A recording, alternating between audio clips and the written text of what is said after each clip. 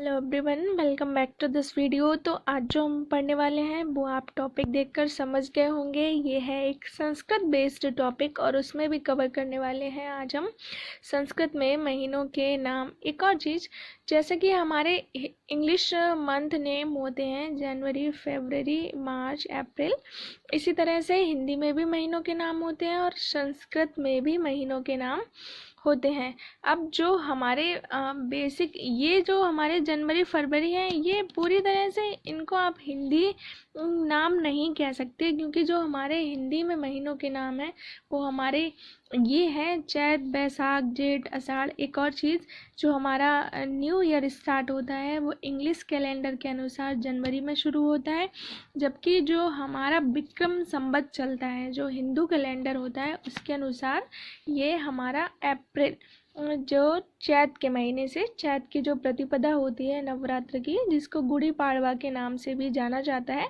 उसी से हमारा हिंदू कैलेंडर के अनुसार नया साल शुरू होता है। तो जो हमारे हिंदी महीनों के नाम होते हैं वो भी इसी तरह से होते हैं, चैत, बैसाख, जेठ, आषाढ़, सावन, भादव, क्वार, कार्तिक, अगैन, पूस, माह, फागुन, इसी तरह से।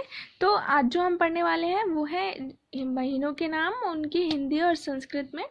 तो हिंदी में हमने ऑलरेडी लिख रखा है, ये शुरू किया है हमने यहाँ जनवरी से, जबकि हिंदी कैलेंडर से ये चैत से शुरू होता है। ठीक है, और अब हम बात करने वाले हैं इनकी संस्कृत की, कि पौष के महीने को संस्कृत में पौष सिर्फ विसर्ग लग जाती हैं। ऐसे ही माघ, जिसको बोलते हैं फरवरी, तो ये हो जाएगा माघ। फिर आता है मार्च, जिसको बोलते हैं फाल्गुन, तो ये हो जाएगा फाल्गुनः। फिर आता है अप्रैल, जिसको बोलते हैं चैत, ये हो जाएगा चैत्रः। फिर आता है मई, जिसको बोलते हैं बैसाख, तो ये बन जाएगा बैशाखः। ठीक है।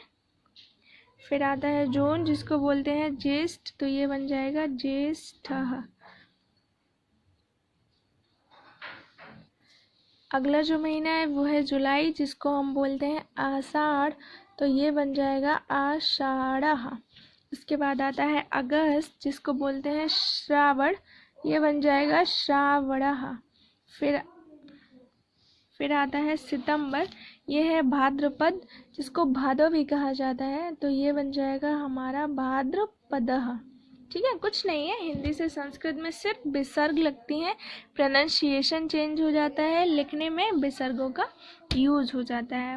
बहुत ही सिंपल टॉपिक है, बट फिर भी क्योंकि संस्कृत हमारी देव भाषा है, देववाणी है, हमें संस्कृत का भी ज्ञान होना उतना ही आवश्यक है, इसीलिए संस्कृत की वीडियोस को इस टॉपिक में रिलेट किया गया है। नेक्स्ट आता है हमारा अक्टूबर, और ये इसको बोलते हैं आश्विन का महीना, आश्विन का महीना या फिर क्वार का महीना। ठीक है, तो ये बन जाएगा हमारा आश्विनः। ठीक है, आश्विनः। नेक्स्ट आता है हमारा नवंबर, जिसको हम बोलते हैं कार्तिक, तो ये बन जाएगा कार्तिकः।